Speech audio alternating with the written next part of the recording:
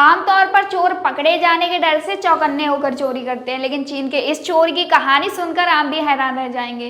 दरअसल चीन के यूनान प्रांत में जब एक चोर चोरी के इरादे से घर में घुसता है तो वो लोगों के बात करने की आवाज़ें सुनता है। तो वो डिसाइड करता है कि वो कुछ देर इंतजार करेगा, फिर जाकर चोरी करेगा। तो वो इंतजार करने के लिए पास ही के कमरे में छुप जाता है, वहां बैठ के सिगरेट भी पीता है और इंतजार करते करते खुद ही सो जाता है। जब घर के सदस्य खर्राटों की आवाज़ सुनते हैं तो पहले तो पड़ोसी की आवाज़ समझकर इग्नोर कर देते हैं, लेकिन जब खर्राटों की आवाज़ बढ़ जाती है तो घर ही की एक महिला पास के कमरे में जाकर चेक करती है तो वो चोर को सोता हुआ पाती है। चोर को सोता देखकर महिला पुलिस को खबर करती है, लेकिन चोर इतनी गहरी नींद में सो रहा होता है कि पुलिस के आ जाने तक वह उठता ही नहीं है।